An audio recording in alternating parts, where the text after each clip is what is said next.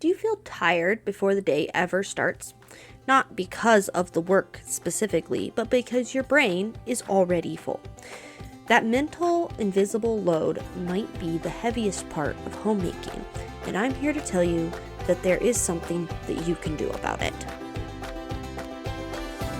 Are you a mom who dreams of that homestead life you see on Instagram, who feels called to Christian homemaking?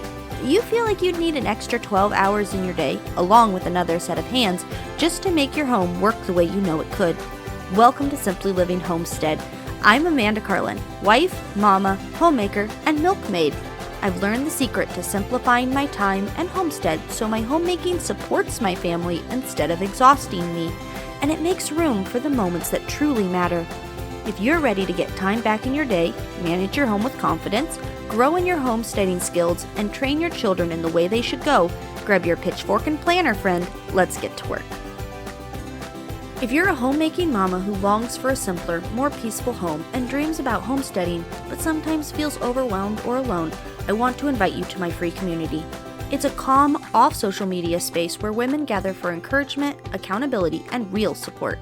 Inside you'll find prayer, practical help, and a circle of women who understand the life you've been called to. If you're ready for less scrolling and more purpose, come join us. There's an easy app for your phone, or you can log in on desktop for a more mindful experience. The link is in the show notes, and I'd love to welcome you there.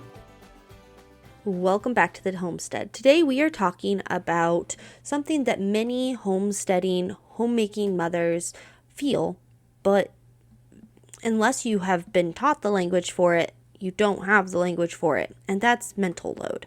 The invisible labor, the decision fatigue, and the constant planning running through your head. It really can feel like when you are in this state of overwhelm that you are failing. I have been going through this a lot here recently. It's not new to me. It's the reason that I started this journey, this podcast, and all the other things that go with it in the first place. It's that feeling that because you are not achieving to your ideal standard and you're overwhelmed and everything feels exhausting, that means that you are failing. I was literally on a call just the other day and was talking through, I was on a call with my friends, and I was talking through just like how I felt like I wasn't meeting the expectations, and they were like, Amanda, you're being really hard on yourself. And chances are you, as the listener of this, you are doing that too, that you are being really hard on yourself. When you are succeeding, you are getting things done, but when you are in this state of overwhelm, potential burnout, right on the edge of just like feeling like you're going to fall down, maybe you're going to lay down on the couch and you're just never going to get up because it's just too much. There is a better way. And today I'm going to share what that better way is. I have really often felt like my brain just never shuts off. It's constantly tracking everything, and meals, the animals, the groceries, the housework, the family schedules. I do a lot of hard physical work, but it's also like mental, caring for people and caring for objects in your home and all these things. It takes a lot of brain space. And that's where this problem lies, is that the problem is everything is living in my head. And when I can get it out onto paper or into a system or into a booklet or something, somewhere where my brain believes that I can find it. So not a random notebook. Okay, so the important part here is not just, write it down. Because I've been told that my whole life. Well, Amanda, you just need to write things down. No, I could write things down and it just becomes another one of the thousands of pieces of paper on my desk or on my table or on my entryway counter. Like, it just kind of becomes part of the conglomerate. It becomes another thing that I have to mentally keep track of. So it's not just a matter of getting it out of your head, but getting it out of your head into a space where you know you can find it. And I could stop the episode right here. That is the key. Mental load is real. It does get lighter if you have a system and a community that helps you with taking care of these things. Today's episode is not really about creating that community. I really hope that you have some people in your life that can be there, and maybe they need some guidance on what actually is needed to help you carry what you need to carry, and then in turn you can kind of help them as you feel better. But that's not what this episode is about. Today we're going to be really just talking about that mental load and the systems that I use to make it easier for me to essentially survive. And once you get out of that stage of survival, you can get to this place of actually thriving and being able to pour into the people around you. Let's start by touching on quickly on where this mental load is even coming from in the first place. The first way is just the invisible labor, the things that no one sees, the remembering, the tracking, the noting, the anticipating.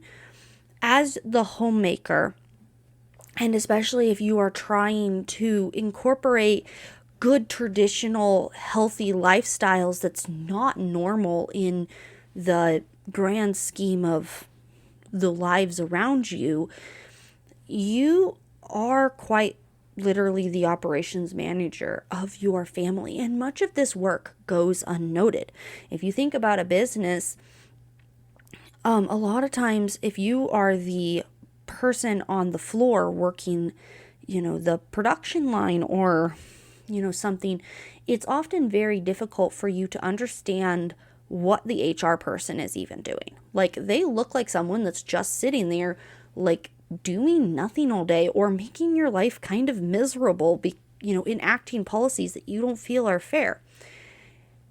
But in this case, in the home sphere, you are that manager, you are that operations manager, and there are so many things that are going on behind the scenes that your family does not see, because it's existing and it's benefiting their lives, and maybe they haven't been trained to. It's not human nature to see these things.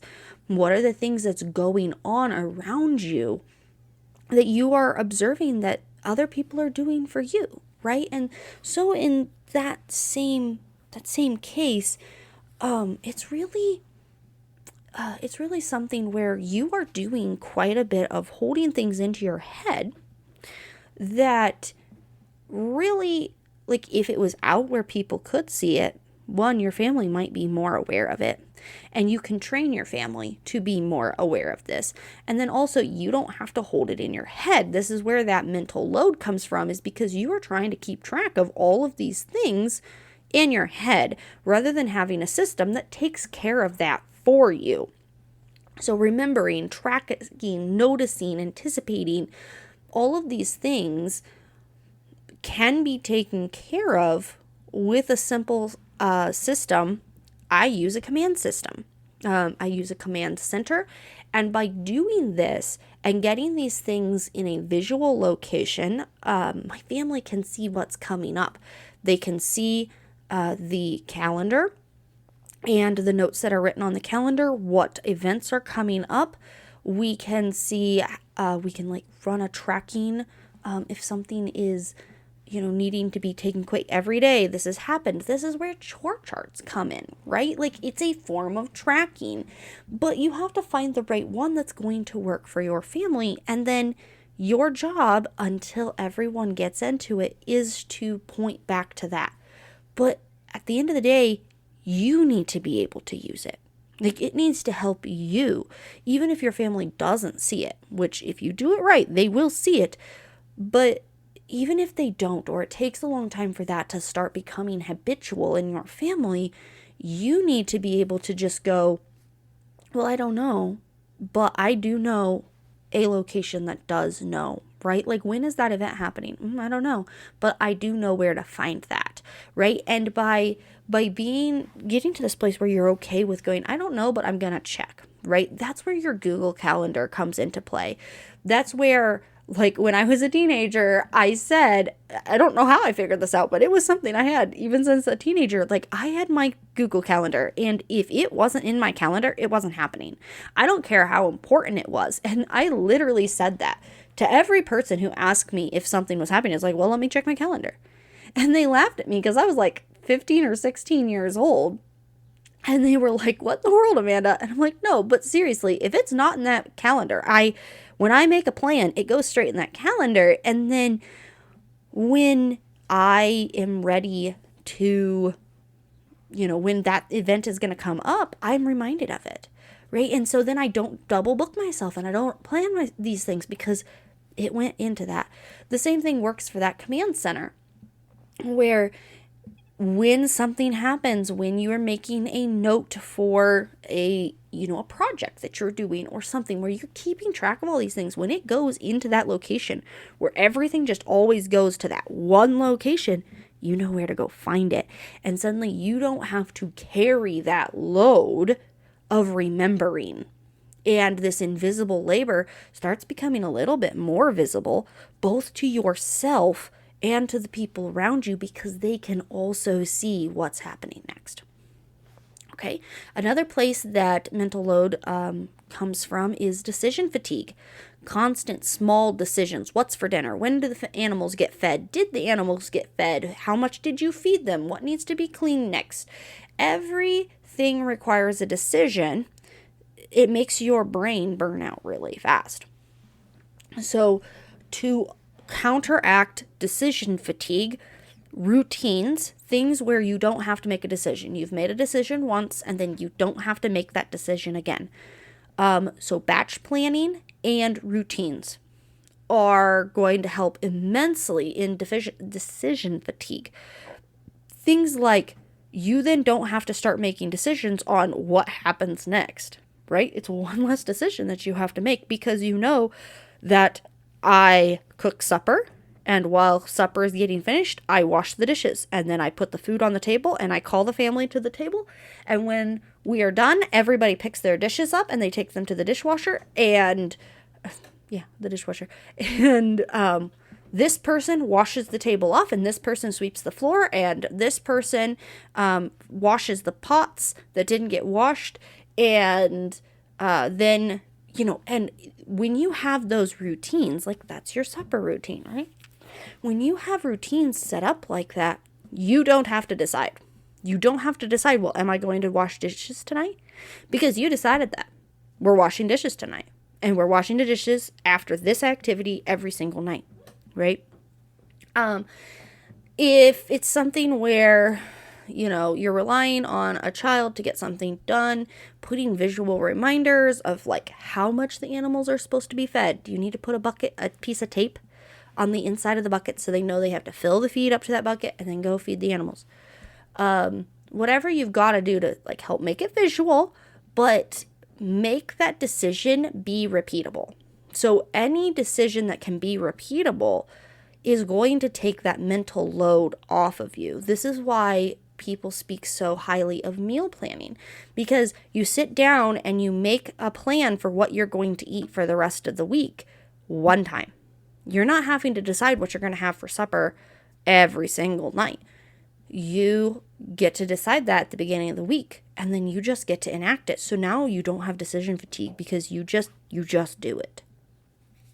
And this is something where if you are deep in decision fatigue, it's really hard to then just make the next decision or make that decision to switch up your routine. I get that. It's very easy to fall into that, especially if you're still running on a lot of decisions that you have to make, if you're managing a lot of things. I do get that. If you need someone to help sort that out for you, with you, right alongside you, I offer mentorship. We can jump on a video call together, and it would just basically look like us sitting down and going, okay, what does your life look like? What you're struggling with? Let's make a plan, and I can make that decision for you, and then you can do it. I've actually been having to do this. I've been struggling with eating. I've been doing this with another mentor of mine who's like, I still have to make that decision to stick to the plan, but she helped me create a plan, and then I know that I'm going to be held accountable, and I know that when she's going to check in on me. Did you do the thing? And that helps make that decision like easier for me. So if that would be something that you would benefit from, hit me up. There's a link down in the description.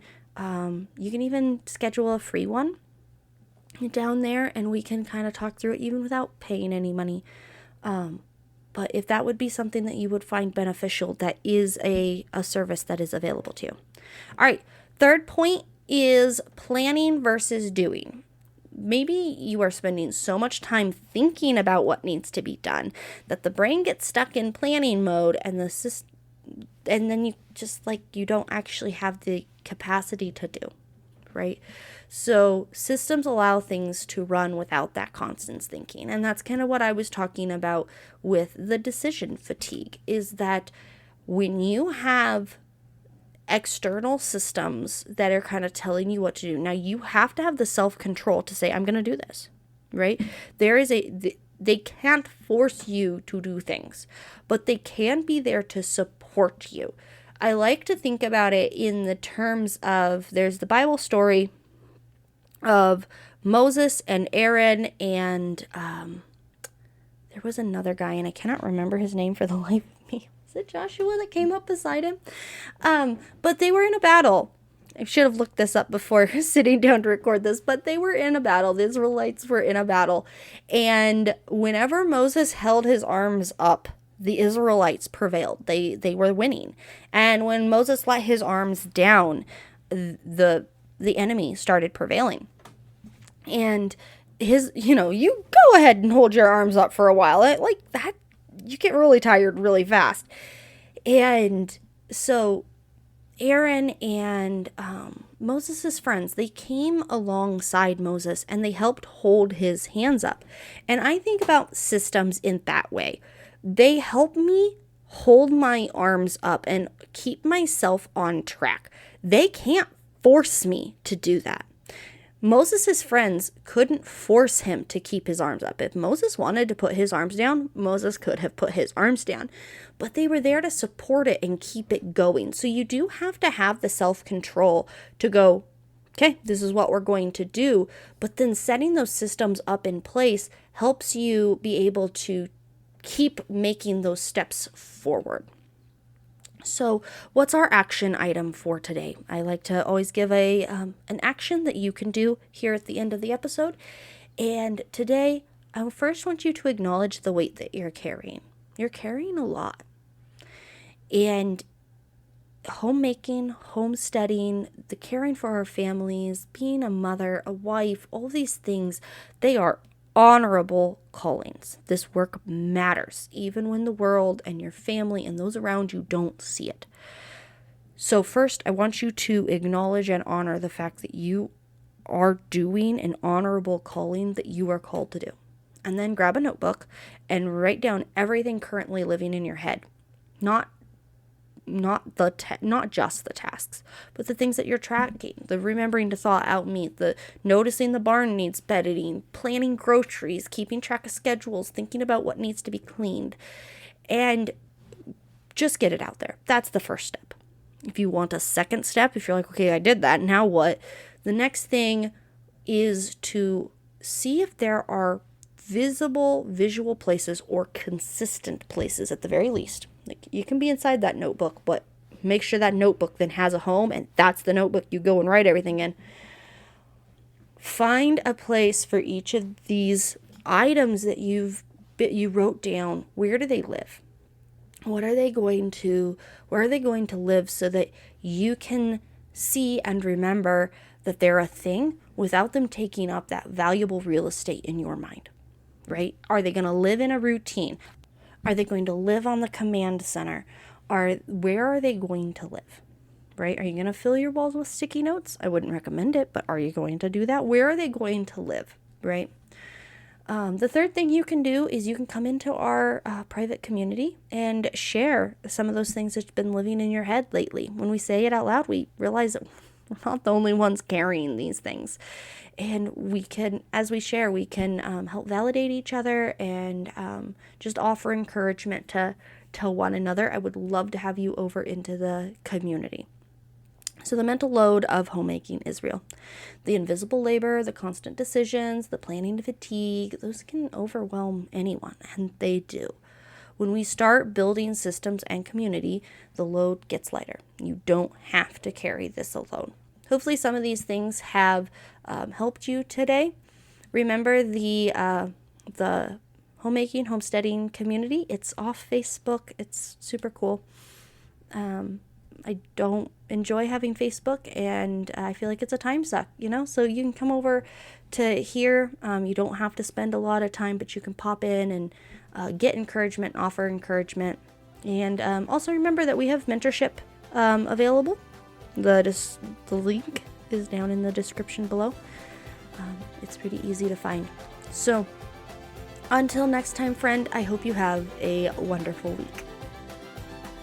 Hey neighbor, I hope you enjoyed today's episode. If so, would you take 30 seconds and share this episode with a friend who is knee-deep in their own homestead?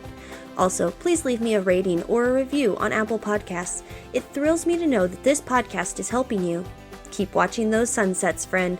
I'll meet you back here on the homestead soon for another episode. See ya!